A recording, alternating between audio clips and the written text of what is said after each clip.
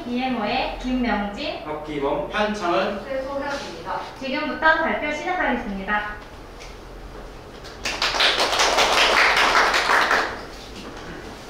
네, 다시 한번 소개해드리겠습니다.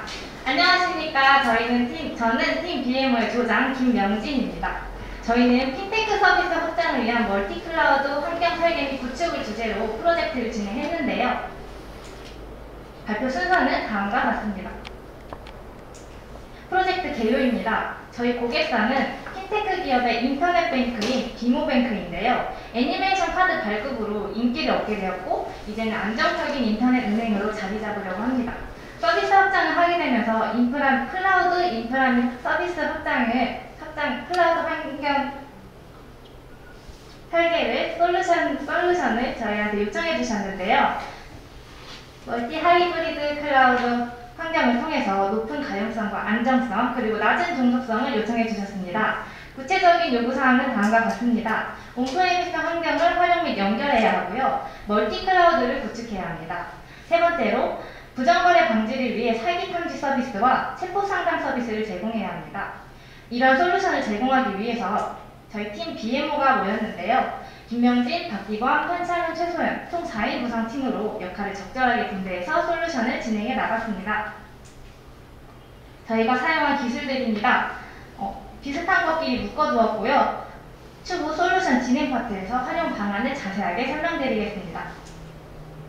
타임라인입니다. 저희는 지라 소프트웨어라는 툴을 사용해서 협업하고 프로젝트를 진행하고 관리해 나갔습니다. 저희 시스템 아키텍처인데요. 주 서비스는 AWS에서 구성되었습니다. 퍼블릭 클러스터에는 비모뱅크의 고객 웹사이트가 구축되어 있고요. 프라이빗 EKS에는 MSA로 설계된 백엔드 API 서버와 관리자 페이지가 구성되어 있습니다. AWS와 다른 인프라는 VPN 연결을 통해서 연결을 지었고요. VPN 연결은 로그 수집을 통해서 관리됩니다. GCP에는 비공개 GK2와 렌처가 있는데요. 프라이빗 EKS와 마찬가지로 비공개 GK2에도 백엔드 API 서버가 있습니다.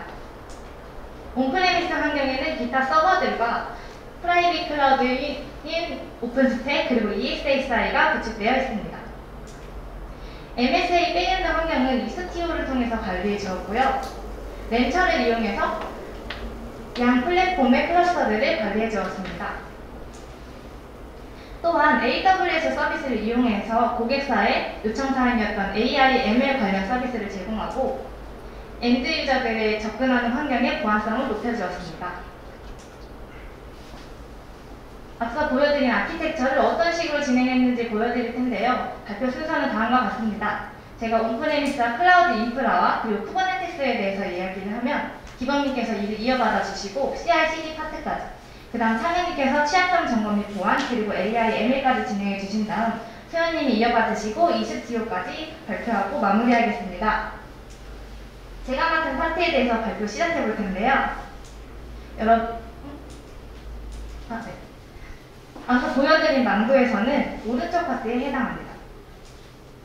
여러분, 핀테크 하면 어떤 게 생각나시나요? 저는 인터넷 뱅크인 카카오뱅크와 K뱅크 그리고 저희의 고객사 비모뱅크가 떠오르는데요. 핀테크는 고객들의 자산과 연결되어 있는 만큼 보안성이 매우 중요합니다. 그리고 저희는 보안성뿐만 아니라 클라우드 환경 내에서 보안성, 비용 최적화, 운영 탄력성과 안정성을 도모하고자 하였는데요.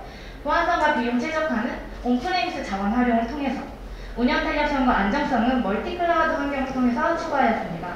먼저 온프레미스 자원 활용에 대해서 얘기해 볼 텐데요. 저희 온프레미스 환경은 가상 서버로 리그레션, 트리비, 젠킨스, 테라폼, 하버 서버가 구성되어 있고요. 프라이빗 클라우드인 오픈스택과 EXXI가 구축되어 있습니다.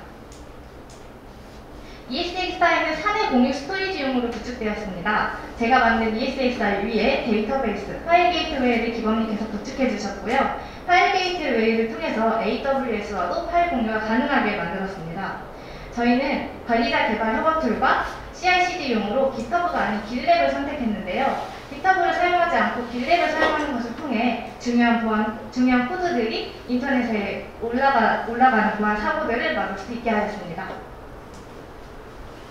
그 다음은 오픈스택을 위해서 구축하였는데요. 멀티노드로 구축하여서 퍼블릭 클라우드와 유사한 환경으로 만들었습니다. 각 지점들이 VPN으로 연결되어 있다고 가정한 뒤 호스트 집합에서 각 지점의 컴퓨팅 자원을 가용 영역으로 만들어줘야 가능성이 높은 프라이빗 클라우드를 만들어 주었습니다. 프라이빗 클라우드를 구축한 뒤 아르고 CD 서버 인스턴스를 만들어 주었고요. 인스턴스 3개를 만들어서 쿠버네티스 테스트 서버를 구축해 주었습니다. 이렇게 온프레미스 환경을 구축한 뒤 퍼블릭 클라우드와 VPN 연결을 해주었는데요. 저희는 트렌치 게이트웨이를 사용했습니다. 트렌치 게이트웨이를 사용하지 않은 경우와 사용한 경우인데요. 보시다시피 중앙 집중화되고 간소화되는 모습을 보실 수 있습니다. 때문에 구축면에서도 간소화될 뿐 아니라 운영 관리 면에서도 굉장히 효율성이 높아지기 때문에 저희는 트렌치 게이트웨이를 이용해서 GCP와 AWS, 온프레미스에 VPN을 연결해 주었고요. 온프레미스 연결에는 리브레스완을 이용하였습니다. 핑 테스트 영상입니다. AWS와 GCP, ESXi와 오픈스택을 4개의 인스턴스로 화면을 자분한 영상입니다. GCP와 온프레미스를 따로 VPN 연결해주지 않았는데도 AWS의 트렌치 게이트웨이가 클라우드 라우터 역할을 하여서 GCP와도 핑 통신이 원활하게 되는 모습을 확인하실 수 있습니다. 다음은 퍼블릭 클라우드로 넘어가겠습니다. 저희는 EKS와 GKE를 생성했다고 앞서 말씀드렸는데요. 테라폼을 이용해서 EKS와 GKE를 생성했습니다. 테라폼을 이용해서 생성할 때 쿠버네티스의 버전, 노드 오토 스케일링의 개수 등을 변수를 사용하여서 재사용과 수정이 용이하도록 만들었습니다. 시연 영상입니다. 테라폼 플랜을 마친 후 테라폼 어플라이를 통해서 클러스터들이 생성되는 영상입니다. 비공개 GKE가 생성이 되고 퍼블릭과 프라이빗 EKS가 생성되는 모습입니다. 클러스터를 생성한 다음 쿠버네티스 내부에 진입하여 서버 구축을 도왔는데요. 저는 GKE의 서버 구축을 도왔습니다. 페어 파일 API 이미지와 거래조의 API 이미지를 디플로이해서 파드를 2개씩 생성한 다음 인그레스를 통해서 각 서버의 부하 분산기로 트래픽이 이동할 수 있도록 도와주었습니다. 결과를 보여드리기 위해서 백엔드 이미지가 아닌 웹페이지 이미지로 똑같은 과정을 진행해 보았는데요. 각 서비스마다 2개의 엔드포인트가 생성이 되고 인그레스 주소가 나오면 인그레스 주소에 경로에 따라 진입해 보았습니다. 미리 파드에 진입해서 HTML 파일을 수정해준 결과에 따라 트래픽이 분산된 모습을 확인하실 수 있는데요. 사인업으로 들어가시면 사인업 1, 2로, 룩업으로 들어가시면 헬로 월드와 헬로로 진입된 모습을 확인하실 수 있습니다. 제 발표는 여기까지고요. 저는 김명진이었습니다. 이어서 발표 기범님께서 진행해 주시겠습니다. 감사합니다. 안녕하십니까. 다음 발표자 박기범입니다. 이어서 발표 진행하겠습니다. 저희는 핀테크 아키텍처로서 중요한 데이터를 저장하는 데이터베이스를 온프레미스에 구축하였습니다. 또한 해당 데이터베이스에 장애가 생겼을 때 데이터에 장애가 발생하지 않도록 데이터베이스 이중화를 진행하였습니다.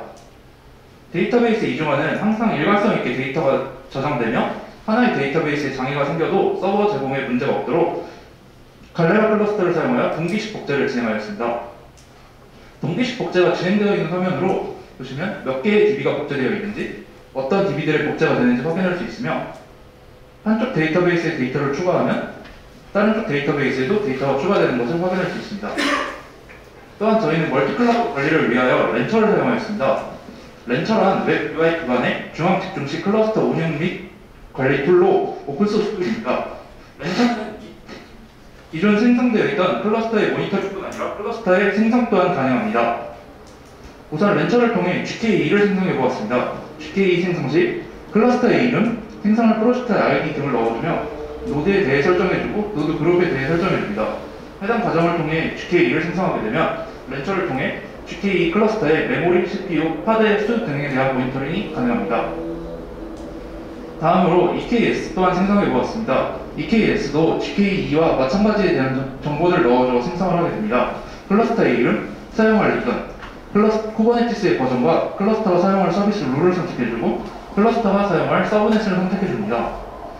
서브넷을 선택한 이후 노드에 대한 설정으로 노드의 유형, 사용할 AMI ID를 설정해주고 사용자 데이터, 태그에 대한 키 값을 넣어준 다음 노드 그룹에 이름을 넣어줌으로써 클러스터의 생성이 가능해집니다. 또한 렌처는 클러스터의 모니터링과 생성뿐 아니라 클러스터 내부의 레플리카 셋이나 디플로이먼트 등 또한 생성이 가능합니다.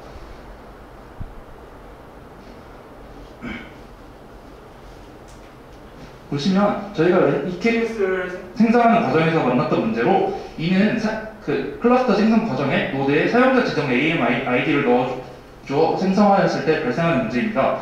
노드와 클러스터가 생성은 되지만 서로 연결이 되지 않는 문제로 클러스터 생성 과정에서 사용자 데이터에 해당 값을 넣어줌으로써 정상적으로 생성되는 것을 확인하였습니다. 앞서 구축한 쿠버네티스 클러스터의 내부 설계 및 구축 또한 진행하였습니다. 보안을 위하여 퍼블릭 서브넷과 프라이빗 서브넷으로 나누어 구축을 하였으며 사용자가 퍼블릭 서브넷 접속 시 HTTPS로 접속하게 하기 위하여 AWS의 ACM과 로드 밸런서 컨트롤러를 사용하여 생성한 ALB를 사용하였으며 백엔드 API의 경우 MSA 방식으로 구성하여 AWS는 로그인과 아이디 검증 API를, GCP에는 회원 가입과 거래 조회 API를 위치하였습니다. 해당 화면은 퍼블릭 서브넷 인그레스 매니페스트 파일입니다.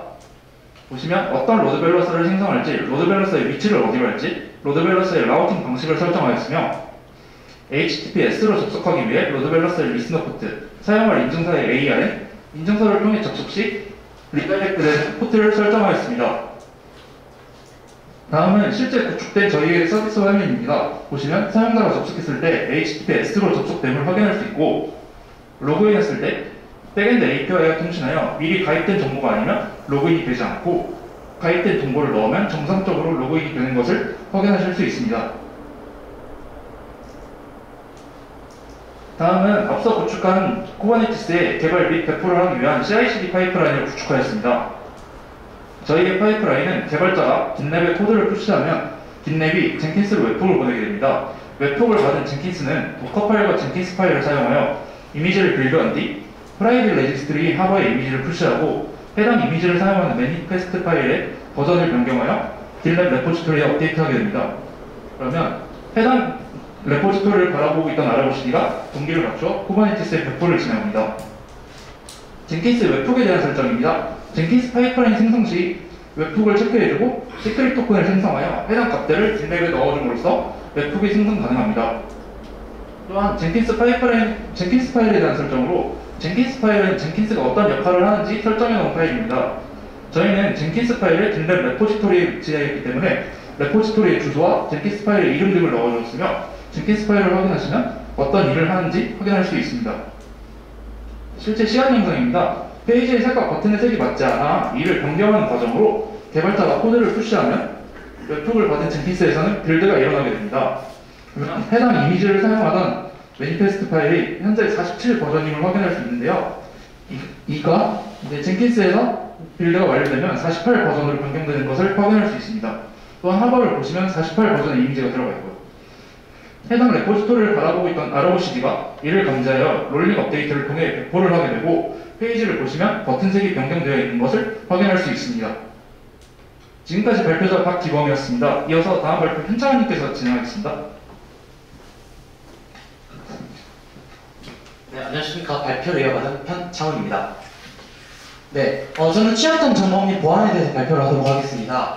핀테크 사업이라고 한다면 가장 중요한 것이 아무래도 역시 보안이겠지요. 그렇기 때문에 아직까지 많은 은행들이 자신들만의 온프레미스 환경 위에서 서버를 구축하고 사용하고 있습니다.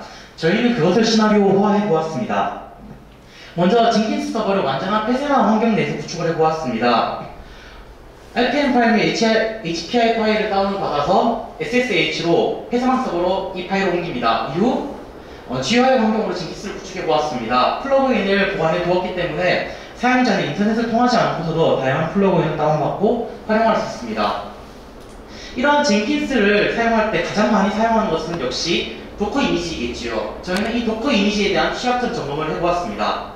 먼저 도커 이미지를 저장하는 곳은 정말 다양한데 퍼블릭 환경, 프라이빗 환경이 있습니다. 그중 저희는 프라이빗 환경, 여러분들이 많이 알고 계시는 넥서스가 있을 수 있고요. 그 다음에 하버, AWS의 ECR 같은 것이 있습니다. 그중 저희는 하버를 사용해 보았습니다. 다음 영상은 하버에 이미지를 업로드하는 영상입니다. 이전 발표자께서 젠킨스에서 하버로 이미지를 업로드하는 영상을 보여주셨기 때문에 저는 CLI 환경으로 하버에 이미지를 올리는 것을 찍어 보았습니다. 도커 로그인과 푸시를 하게 된다면 이미지가 업로드되고요. 용량이 어떤 것인지, 또 버전이 어떤 버전이며 이 버전에 대한 빌드 히스토리가 어떤 것인지를 확인할 수 있습니다. 하지만 이런 도커 이미지는 정말 다양한 취약점을 가지고 있습니다. 본표는 2020년 한국인터넷진흥원에서 발간한 도커 취약점 점검 가이드입니다. 32가지나 되는데요. 이것을 사람이 일일이 진단하고 파악하기에는 굉장히 인적, 시간적 소요가 많이 됩니다. 그렇기 때문에 저희는 아쿠아사에서 발매한 트랩이라는 툴을 사용해 보았습니다. 이 트랩이라는 툴은 다른 스캐너에 비교해 봤을 때 월등한 스펙을 가지고 있기 때문에 저희는 오픈소스인 트랩을 도입해 보았습니다. 본 영상은 CLI에서 트랩을 사용해서 이미지를 스캔하는 장면입니다. CLI는 정말 가볍고 좋습니다. 하지만 숙련자가 아니고서야 이것을 잘 활용하기는 어렵습니다. 또한 데이터를 시각화하기에도 어려운 점이 있고요. 그렇기 때문에 저희는 하버에 연동을 하여서 트랩을 사용해 보았습니다. 금방 업로드한 이미지를 클릭 몇 번으로 스캔할 수 있습니다. 스캔을 진행하고 있고요. 잠깐 시간이 흐른 후 스캔이 완료가 되는 것을 확인할 수 있습니다. 데이터를 정말 간단한 도표화 시켜줘서 시각화할 수 있고요. 이것을 바탕으로 어떠한 문제가 있는지 확인할 수 있습니다. 트랩에서 지원해주는 문제점을 확인할 수 있고요. 클릭 몇 번을 통해서 이 문제를 해결하는 방법까지 저희는 도출해낼 수 있습니다. 이것을 다른 개발자에게 전달한다면 이 문제를 해결할 수 있을 것입니다. 이러한 방식은 일주일마다 한 번씩 자동으로 스캔하도록 저희는 지정하고요. 또한 다른 관리자가 사용할 수 있는 헬름과 헬름 차트 서버를 구현해서 연동을 해 두었습니다. 다음으로 AWS 보안 서비스에 대해 설명해 드리도록 하겠습니다. 저희 모든 트래픽은 트랜짓 게이트웨이를 통합니다. 그렇기 때문에 트랜짓 게이트웨이를 모니터링할 수 있는 클라우드 와치와 클라우드 와치 로그를 사용해 보았습니다. 모든 로그는 S3에 저장되고 있습니다. 특히 경로 기반으로 하여서 S3에 저장되고 있고요. 이 저장된 로그들은 수명주기 정책, 복제 규칙, 인벤토리 구성을 통하여서 글라시아에 백업이 되고 있습니다. 다음 영상은 S3에서 로그가 수집되고 있는 것을 모니터링하고 또 새로 고침에서 어떤 로그가 나타나는지 확인하는 장면입니다. 본 영상은 9월 15일 날 촬영되었습니다. 두 가지 로그를 먼저 수집하고 있고요. 새로 고침을 하더라도 잘 로그가 수집되고 있는 것을 확인할 수 있습니다. 또한 대시보드를 통하여서 이 로그에 대한 내용이 어떤 것인지 알 수 있으며 어떤 문제가 발생했을 때 저희는 이 로그를 확인하여서 문제점을 해결할 수 있을 것입니다. 또한 모든 엔드포인트에는 가드 팁을 사용해서 저희가 보안을 구축해 보았습니다. 가드 팁을 사용했을 때 어떠한 문제점이 생길 수 있으며 그것에 대한 시간, 또 개수 등을 파악할 수 있습니다. 이를 바탕으로 문제가 발생했을 때 즉각적으로 대처할 수 있을 것입니다. 또한 모든 계정은 두 가지 사용자 로그, 그 다음에 역할과 정책을 바탕으로 저희가 구현해 보았습니다. 제가 마지막으로 발표드릴 것은 저희 클라이언트사께서 요청하신 챗봇을 구현해 보았습니다. 아마존 렉스를 사용해 보았습니다. 네, 영상을 보시면서 이어가도록 하겠습니다. 하이퍼링크를 통해서 접근할 수 있고요. 1 은행 소개가 아니라 단순 1 은행 소개라는 온전한 단어가 아닌 짧은 단어를 입력했을 때도 챗봇이 저희가 입력한 단어를 올바르게 출력하는 것을 확인할 수 있습니다. 네, 저는 이상으로 발표를 마치겠습니다. 저는 발표자 편창훈이었습니다. 감사합니다. 다음 발표는 최소연님께서 하도록 하시겠습니다. 네, 마지막으로 발표를 진행하게 된 BMO팀의 최소현이라고 합니다. 저는 세이지 메이커를 이용하여 프라우드 디텍션을 수행하였습니다. 네, 비노뱅크는 고객 간의 신뢰도를 지키기 위해 사기 탐지를 요청하였습니다. 데이터를 통해 머신러닝 모델이 사기인지 아닌지를 탐지하고 새로운 예측 모델이 들어왔을 때 이것이 또한 사기인지를 예측할 수 있습니다. 네, 이 아키텍처는 다음과 같습니다. 먼저 맨 왼쪽에 있는 S3 모델에 거래 내역이 저장이 되어 있습니다. 이를 세이지 메이커가 받아와서 머신러닝 모델을 트레이닝을 합니다. 그리고 람다를 통해 트리거인데 키네시스 데이터 파이어호스 전송 스트림이 S3의 예측 모델을 저장한 뒤 마지막으로 킥사이트로 이를 시각화하였습니다. 저희는 이러한 많은 리소스들을 일일이 구축하지 않고 클라우드 포메이션을 통해 한 번에 구현을 하였습니다. 우측에 있는 것은 머신러닝 모델을 세이지 메이커 기피터 노트북을 이용하여 번에 러닝을 한 모습입니다. 네, 이것은 빙어뱅크의 관리자 페이지입니다. 여기서 버튼을 클릭하면 시각화된 정보인 퀵사이트로 리다이렉팅 할 수 있게 됩니다. 그 다음 이스티오에 대해 발표하겠습니다. 빙어뱅크의 NSA를 관리하기 위해 저희는 이스티오를 도입하였습니다. 이스티오란 서비스 메쉬의 일종으로 엔보이 프록시를 사이드카 형태로 서비스에 주입하여 네트워크 트래픽을 관리할 수 있습니다. 이스티오의 구조는 다음과 같습니다. 먼저 데이터 플레이는 아까 엔보이 프록시가 주입된 구간입니다. 여기서 실제로 네트워크 트래픽이 오가게 됩니다. 그리고 컨트롤 플레이는 이 데이터 플레인을 관리를 하는 구간이며 네트워크 트래픽의 경로를 조정할 수 있습니다. 네, 아까 봤던 컨트롤 플레이는 이렇게 프로메테우스와 그라파나를 이용해 모니터링을 진행할 수 있습니다. 그리고 이스티오에는 기본적으로 상호 TLS가 부담이 되어 있습니다. TRE를 통해 이 화면을 보시면 이 자국대 모양이 보이는 것을 확인할 수 있습니다. 이러한 상호 TLS를 통해 MITM, 즉 중간자 공격을 예방할 수 있습니다. 네, 아까 보여드렸던 이 창은 이스티오의 Observability 콘솔인 TRE입니다. TRE에서는 서비스 메시의 스트럭처를 확인할 수 있고 관리할 수 있습니다. TRE를 이용해서 다양한 것을 할 수 있습니다. 예를 들어서 이쪽에 있는 노드가 조금 비정상적임을 확인할 수 있습니다. 이 서스펜드 트래픽이라는 버튼을 누르면서 일시적으로 카드를 중단할 수 있습니다. 네, 그 다음 카나리아 대포입니다. 빙어뱅크의 원래 브랜드 컬러는 파란색입니다. 네, 새로운 이미지 변화를 추구하고자 초록색으로 홈페이지 변경을 요청하였습니다. 저희는 이를 카나리아 대포로 진행하였습니다. 네, 처음에는 웨이트를 10으로 뒀다가 이 새로운 버전의 퍼센트를 점차 늘려 나중에는 100%로 진행되어 안정적으로 배포를 할 수 있도록 진행을 하였습니다. 이것은 CLI와 아까 보여드렸던 TRE 두 가지로 진행을 할 수 있습니다. 여기 보시면 이 그린 버전, 새로운 버전의 웨이트를 10으로 둠으로써 카나리아 배포를 수행할 수 있습니다. 네, TRE에서 역시 마찬가지로 이 웨이트 값을 조정을 함으로써 카나리아 배포를 진행할 수 있습니다. 이렇게 됐을 때 이 왼쪽의 창의 동그라미는 이제 네트워크 트래픽을 의미를 합니다. 이 초록색 창이 아래쪽입니다. 보시면 네트워크 트래픽이 아주 조금씩 이동하는 것을 볼 수 있으며 이 빙어뱅크의 페이지를 세로 고침을 계속하는 모습인데요. 보시면 초록색 창이 아주 조금씩 나타나는 것을 볼 수 있습니다. 네, 그 다음 다크 배포입니다. 이제 빙어뱅크의 개발자들이 이 고객센터 페이지를 이제 라이브 상태에서 테스트를 하고자 요청하였습니다. 저희는 이를 다크 배포로 진행을 하였습니다. 그래서 어떠한 특정 헤더 값을 입력하면 이 개발자들이 수정할 수 있도록 개발 페이지를 보이도록 그렇게 다크 릴리즈를 구현을 하였습니다. 네, 이 또한 CLI와 TRE 두 가지에서 진행을 할 수 있습니다. 여기 보시면 헤더에 my 헤더라는 값 그리고 no customer service라는 값을 입력하면 개발 케이지가 보이도록 구성을 하였습니다. 네, 똑같이 이 TRE에서 진행을 한 모습입니다. 그래서 매칭 라우팅을 통해 헤더 값을 위치하도록 구성을 하였습니다. 그래서 이 페이지, 고객센터 페이지의 원래 모습입니다. 여기서 구글의 확장 프로그램인 모드 헤더를 통해 아까 지정했던 헤더 값을 입력하면 이 개발 페이지가 보이는 것을 확인할 수 있습니다. 네, 저희의 이런 BMO 팀의 솔루션을 통해 빙어뱅크가 어떻게 개선을 거쳤는지 발표하고 마무리하겠습니다. 이제 먼저 멀티클라우드를 활용함으로써 탄력적인 운영이 가능해졌습니다. 그리고 빙어뱅크의 온프레미스 자원을 활용하여 비용을 최적화할 수 있었습니다.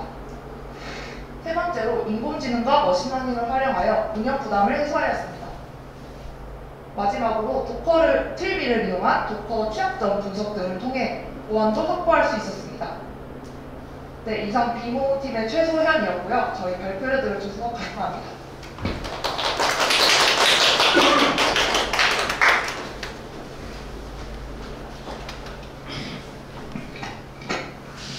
네, 지금까지 발표를 들었고요. 혹시 심사위원들께서는 혹시 궁금한 사항이나 있으시면 말씀 부탁드리겠습니다. 혹시 궁금한 사항 있으실까요? 네. 노드 클라우드 이용자라고 하고요. 지금 팀원분이 4분이신데 협업은 어떤 방식으로 좀 하셨어요?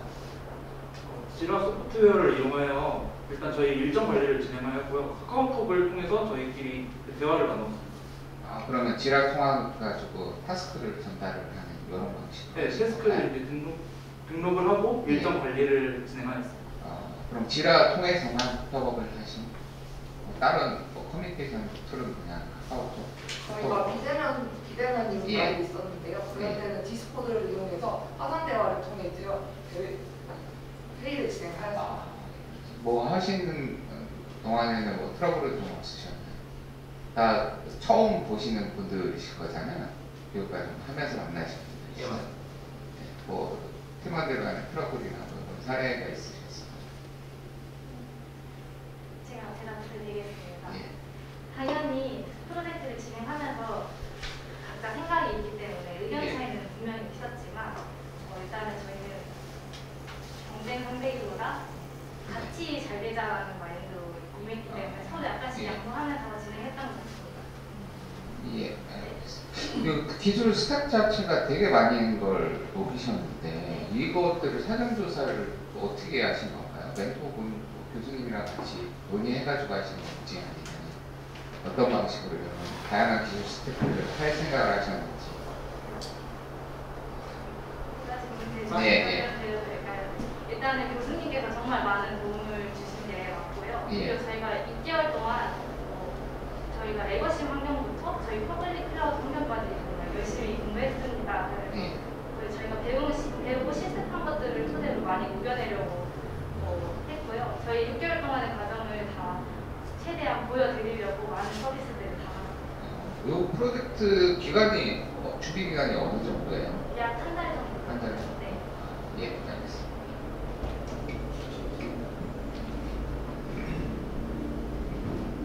네, 정말 잘 준비하신 것 같아서 놀랍고요. 네, 한 가지 좀 질문을 드리고 싶은 게 이제 멀티클라우드 구축을 통해서 이제 종속성을 낮추기 위한 작업들을 하셨잖아요. 그런데 API 서버들이라든가 이런 것들이 따로따로 나눠져 있더라고요. 이중화가 되어 있거나 이런 방식이 아니라 왜 그런 구조를 택하신 건지 좀 궁금해요. MSA 방식으로 구축을 했을 때는 이제 저희 환경에서 지금 회원과외과 조회에 대한 거는 주식이 있잖아요. 그럴 경우 이제 만약 조회에 관해서 문제가 생겼을 땐 그거에 대해서만 문제가 생기고 다른 거에는 장애가 발생하지 않도록 이제 그런 식으로 구축을 하였습니다. 수많은 기술을 사용하는 이제 도구들을 선택을 하셨는데 선택 과정에서 이것 선택하신 것들이 전부 다 교육 과정에서 배우셨던 것들인가요? 아니죠? 네. 그런 것들을 탐색하고 가는 과정에서 그 선택의 기준은 보통 어떻게 잡으셨을까요?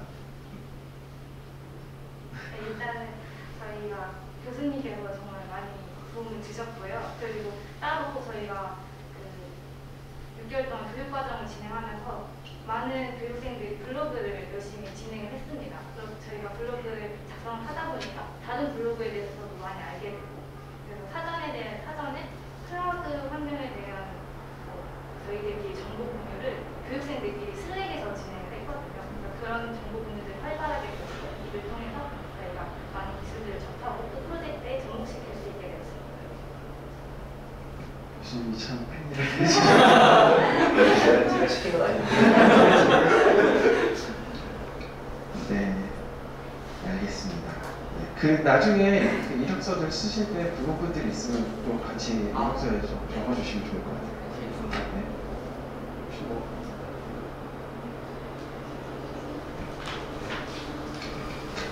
이상 질문들이 없는 걸로 이제 비밀 구조의 발표를 마치도록 하겠습니다. 수고하셨습니다.